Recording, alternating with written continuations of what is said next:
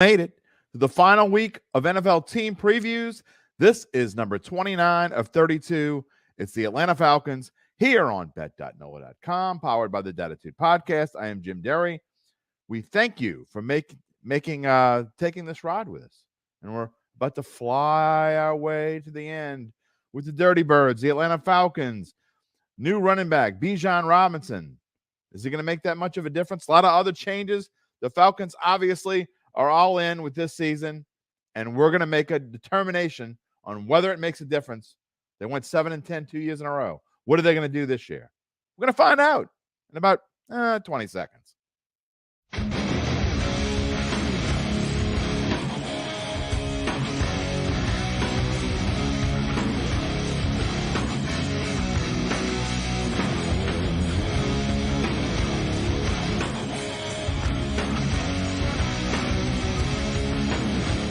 Okay, so we might not exactly find out exactly in 20 seconds. You might have to make it through this thing or at least slide your finger across or whatever device you use to fast forward if you want to go straight to my prediction. But here's how I get to that prediction along the way. You can just look at the prediction and say, oh, you're an idiot, Derry, if you want. I mean, I know a lot of you have because judging by some of the comments from the past previews, that's what you're doing. But there's a reason why I form these opinions. And teams like the Falcons I've gone back and forth on. You know, we're going to talk about their easy schedule in just a minute. But we're going to start off with, if you noticed, in fact, I'm going to show it again. That front page that we have there, Bijan Robinson is the front page. It isn't very often that I do someone other than a quarterback or a head coach. In fact, just thinking back on the previous 28, I don't know that I've done any without using a head coach or without using a quarterback is my title page there. But Bijan Robinson changes all that.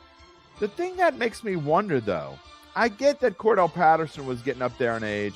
I get they weren't confident Tyler Algier could be a number one back. But if you look at these numbers on the screen, they were third in rushing last year. Rushing hasn't been their problem. It's been passing. And look, Desmond Ridder could be a great quarterback. He only got to play in 4 games last year. In fact, you see down there, one of the departures, Marcus Mariota is gone. They brought him in last year. It's kind of a transition piece for for Desmond Ridder. But Desmond Ridder, it's not like he didn't play. There's a small sample size nonetheless. He played in 4 games last year, started 4 games. How long did it take him to throw a touchdown pass? You want to think about it, or do you know the answer? Well, the answer is it took him into the final game. First 3 games, he did not throw a single touchdown pass. Last one, he threw 2 touchdown passes. Now, the good news is he didn't throw any interceptions either. The average, his completion percentage was in the neighborhood of 63%.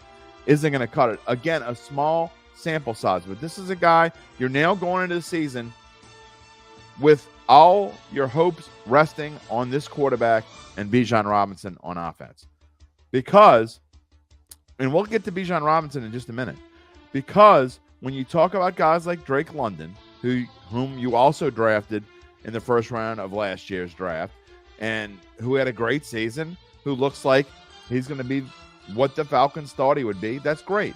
You look at Kyle Pitts, who was drafted early the year before that, and he had an injury-plagued season last year, played in 10 games.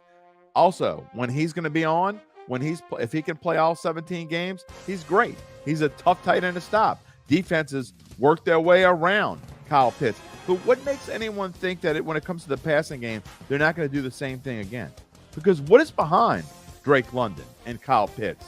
Who does Desmond Ridder have to throw to? The answer is simple. I mean, are you going to tell me that Mac Hollins is going to help transform this vaunted passing offense that the Falcons have? What about Scotty Miller from Tampa Bay? Because he was such a huge part of Tom Brady's offense in Tampa Bay, right? Scotty Miller is going to help you change this passing offense? I don't know. Look, back to Bijan Robinson. I know that this cat is going to be good, man. He is going to be a solid running back. There's a reason why, as a rookie, he's being drafted as an average of 8th overall, according to RotoWire, by fantasy owners already this year. And that's because he's going to be a stud. He's going to rush for, barring injury, he's going to rush for over 1,000 yards. He's going to have over 10 touchdowns. He's going to be a key part of this Atlanta Falcons offense. But again, rushing the football wasn't their problem, as you see on this screen. I guess you see where I'm going. Now, that is if the defense doesn't get better, or should I say significantly better, because they did make major upgrades there. We told you about this. Their key signing, safety Jesse Bates from Cincinnati, signed a 4-year, $64 million contract. The defensive backfield definitely needed to be shored up. You see, they were 25th against the pass, 23rd against the run. Actually, everything needed to be shored up. Also, why they brought in David Onyemata from the Saints, gave him a 3-year deal, $35 million for a defensive tackle. Is he worth it?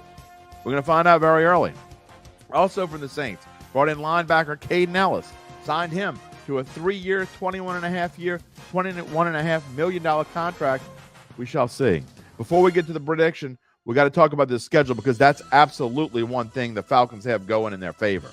You know, anywhere you look, this could be called either the easiest schedule, or by our formula that we've been using, it's the second easiest in the schedule. You like that they play 4 out of their first 6 games at home. What you don't like is probably their tougher games. And look, none of them are super tough. I mean, is there a game on this schedule where you say, okay, they're not going to win that one? No, there's really not. That's the good thing Atlanta has going for them. I don't think there's a single game on this schedule where anyone would be surprised if we told them right now Atlanta's going to win that game. The toughest games on the schedule are what? At Detroit, maybe Jacksonville, maybe New Orleans. Detroit and Jacksonville happen to be back-to-back. They're both away from home. September 24th at Detroit, October 1st in London. So they got to make that trip across the pond, and then they come home and they have no time off. So that is a weird part. But go along. I like where the bye week is. It's after the middle of the season, but not too far. But that stretch at Tampa Bay, at Tennessee, Minnesota, at Arizona, even though those 3 teams, all beatable teams, you play 3 out of 4, but that's not just that. They play 7 of their last 11 games on the road. 7 of 11. And that includes 3 of the last 4 and the final 2 as a whole. So even once they get past their bye week, you play the Saints twice, at home on the Sunday after Thanksgiving. Then you got to go to Aaron Rodgers and the Jets, home for Tampa Bay, at Carolina, who I think is going to be improved. Indianapolis isn't going to be any good. But then you got to finish the season. It could be tricky. How good is Chicago going to be? Obviously, I don't think they're going to be great by my predictions early last week. And at New Orleans, it's a weird schedule. I'm going to give you that. It's a weird schedule. It's one that Atlanta could make it through if they are significantly better. And it's time for the drum roll. The thing is, I don't think they're significantly better. I think I love Bijan Robinson. I think they made some great improvements in the defense. I just don't think they're there. This defense this division isn't great, but it's not as bad as everyone makes it out to be either. I just think they're going to have landmines in the schedule. I think playing 7 of 11 away from home to finish the season is not easy. And then, packed in that little stretch of home games, you got to go to Detroit and play Jacksonville and London. I think that's a problem. I don't think they're going to win both of their first 2 games. I think they're going to lose at least one to either Carolina or Green Bay at home. They struggled with Carolina last year. Green Bay's going to be a lot better. I told you that last week. Again, I've kind of waffled back and forth. At one point, I had 9 wins for Atlanta. Then I dropped them to 8. And now I dropped them to 7. So maybe they'll be at 8. But still, I think that best bet is worth a play. I think the under 8.5 is worth it. They're playing the odds makers in Vegas, and I think some of the sharp money is going to the over on this team, because if you look at where it is, 8.5 at plus 120, people are playing this over. I just think it's a value to play the under, because I get that the schedule's easy, supposedly. I don't think it's easy enough. Could be wrong. I'm trying to keep my I know you. Let me welcome the comments about my bias coming in. We're in New Orleans. Go see what I said about Atlanta last year. I was wrong about them last year. Let's put it that way.